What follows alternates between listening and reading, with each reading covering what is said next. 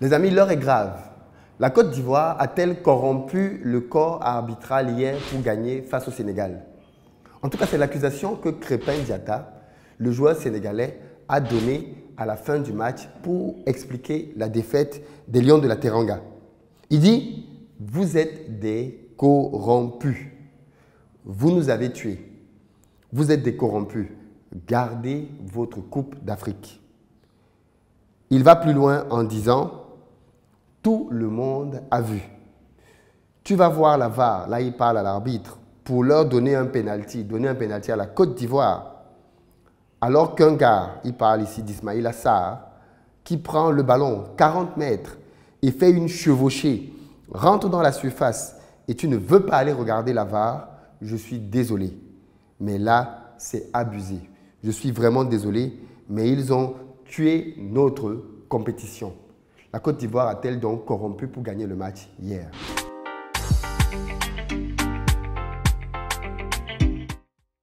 Salut à toi, bienvenue sur ma chaîne, moi c'est Philippe Simo. Et si je te parle de business, de mindset, parce que c'est avec ça qu'on va développer notre communauté. Donc si tu es nouveau ici, abonne-toi et partage les vidéos. Pour ceux d'entre vous qui êtes en Côte d'Ivoire ou qui arrivez prochainement à Abidjan, si vous avez besoin d'un véhicule, vous nous contactez au numéro qui s'affiche et on mettra à votre disposition pick-up SUV berline en fonction de votre budget. Si vous avez plutôt besoin d'une maison pour vous, pour votre famille, comme résidence principale, contactez-nous parce qu'on a plusieurs maisons à Bingerville qu'on propose à partir de 41 millions de francs CFA. Et puis enfin, si vous cherchez un espace de travail calme, proche de toutes les commodités, sachez que nous avons un coworking désormais ouvert au Vallon qui vous permet de pouvoir travailler en toute quiétude et avec une très bonne connexion Internet.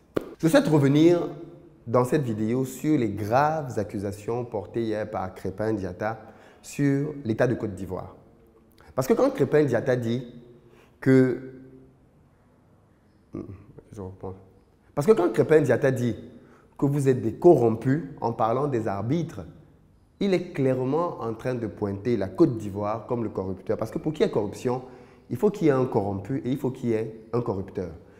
Le corrupteur, bien évidemment, c'est celui à qui profite la corruption. Parce que si Crépin Diatta estime que le Sénégal s'est fait voler hier, alors ça veut dire que la Côte d'Ivoire, soit au travers de sa fédération, soit au travers de son gouvernement, a corrompu les arbitres qui étaient hier au stade. Il se trouve que ce n'est pas la première fois que l'on entend des soupçons de corruption être portés sur des arbitres par des équipes qui ont perdu. Malheureusement, le Sénégal n'est pas à son premier chef. Non, pas malheureusement. À la fin du match, quand le sélectionneur Aliou Cissé a pris la parole pour parler de la défaite du Sénégal, j'ai été très surpris que lui aussi, dans son discours, vienne mettre en évidence le fait qu'on ait refusé un penalty au Sénégal, ce qui a justifié la défaite du Sénégal. Excusez-moi, mais est-ce que ça, ce n'est pas la définition d'être un mauvais perdant? Dans un match de football, il y a plusieurs faits de jeu. OK? Maradona a marqué un but de la main contre l'Angleterre. Les Anglais ne sont jamais venus dire « Oh non, le football est corrompu. » Non, l'arbitre avait fait une erreur. Pourquoi quand c'est en Afrique et qu'il y a des erreurs, il faudrait que l'on laisse penser que c'est parce qu'il y a eu de la corruption derrière? D'où vient cette mentalité? Aliou Cissé, malheureusement, a tenu des propos similaires en 2017 quand le Sénégal a perdu en huitième de finale face au Cameroun au tir au but. Il est sorti de là en disant en conférence de presse « La meilleure équipe a perdu ce soir. Nous méritions d'aller en quart de finale. » Aujourd'hui, ils perdent encore au tir au but et il vient encore dire 7 ans plus tard, la meilleure équipe a perdu, nous méritions d'aller en quart de finale. C'est ce qu'il dit. S'il dit que nous méritions d'aller en quart de finale, ça veut dire que la Côte d'Ivoire ne méritait pas d'aller en quart de finale, puisque deux équipes qui s'affrontent ne peuvent pas tous les deux mériter d'aller à l'étape supérieure. Est-ce que ce n'est donc pas là une manière de ne simplement pas accepter la défaite en sport? Je rappelle pour ceux qui n'ont pas vu le match d'hier, que s'il est vrai que l'arbitre a oublié un penalty pour le Sénégal, il est tout aussi vrai que l'arbitre a oublié un carton rouge pour Sadio Mané en début de match. On n'était même pas à la 10e minute que Sadio Mané a fait un tacle avec les 2 pieds décollés sur un milieu de terrain ivoirien. Et ce tacle-là méritait clairement un carton rouge. J'ai donc envie de poser une question. Est-ce que le match aurait été le même si le Sénégal avait joué à 10 contre 11 à partir de la 10e minute du match? Est-ce que le match aurait été le même si le Sénégal avait joué sans Sadio Mané tout le reste du match, son meilleur joueur sur le terrain? Le Sénégal aurait joué de la même manière? Pourquoi quand les Sénégalais viennent parler des erreurs de l'arbitre, ils ne parlent pas d'abord de l'erreur initiale qui leur a profité? Pourquoi ne pointer que du doigt l'erreur qui a été préjudiciable au Sénégal? Je pose la question. Honnêtement, dites-moi en toute transparence. Si hier, le Sénégal était réduit à 10 contre 11 à partir de la 10e minute, le Sénégal aurait-il fait le même match? Est-ce qu'on aurait même eu ce pénalty? Quel aurait été le score en fin de match? Moi, j'ai appris une règle simple dans le sport. Ce n'est pas la meilleure équipe qui gagne. C'est l'équipe qui gagne qui est la meilleure. Et vous devez retenir ça, chers amis sénégalais et autres. Je dis et autres parce que je me rappelle aussi qu'aujourd'hui, les Ivoiriens vont être contents de cette vidéo parce qu'on met en avant le fait que leur victoire soit entachée d'un soupçon de corruption. Mais je rappelle que les mêmes Ivoiriens qui aujourd'hui sont contents qu'on dénonce ce genre de choses, en tout cas pas tous les Ivoiriens bien évidemment, mais certains en tout cas, en 2022 au Cameroun, étaient les premiers à dire que le Cameroun avait triché pour gagner ses matchs parce que les équipes adverses, quand on faisait des tests Covid, se retrouvaient avec plusieurs personnes de l'équipe qui étaient déclarées positives, alors que les tests sont faits par la CAF. Les tests sont faits par la CAF, mais à l'époque, certains supporters ivoiriens avaient décidé de dire que le Cameroun, c'est un pays qui triche, qu'on avait triché pour gagner, je ne sais plus si c'était la Mauritanie, je ne sais pas trop quel pays.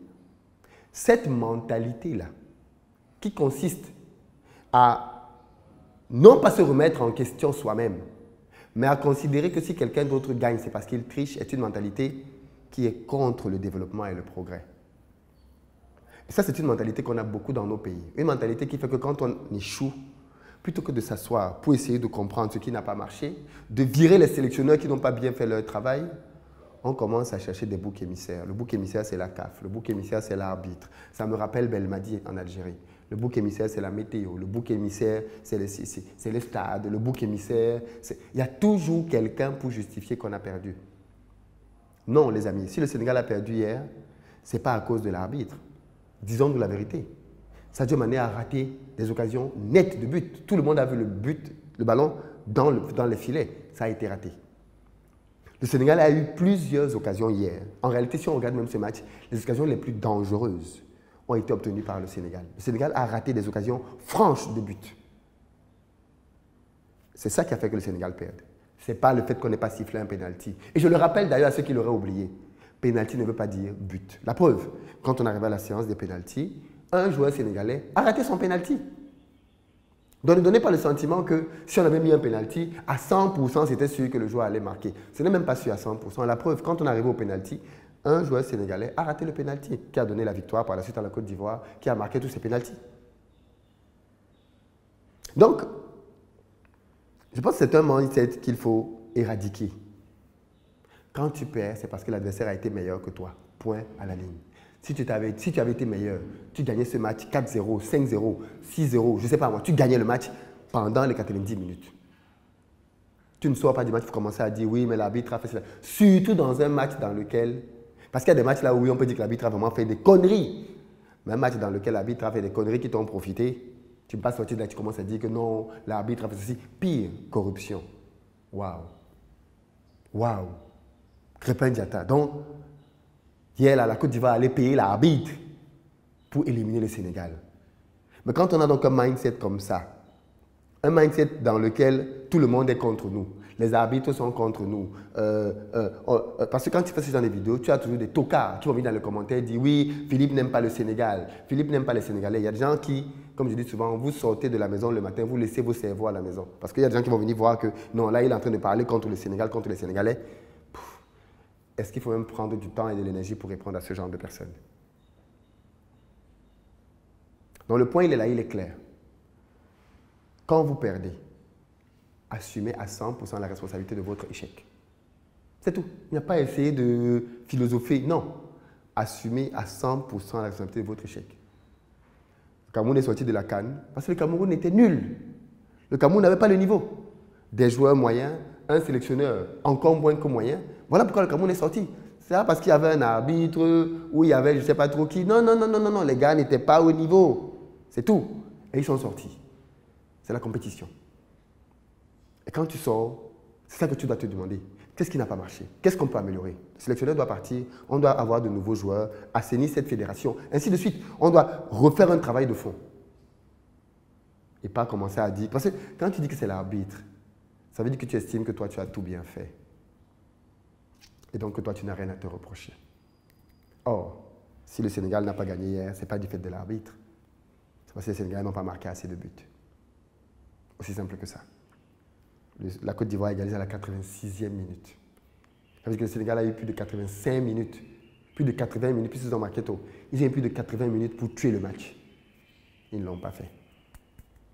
Laissez le nom de l'arbitre tranquille. Laissez le nom de l'arbitre tranquille.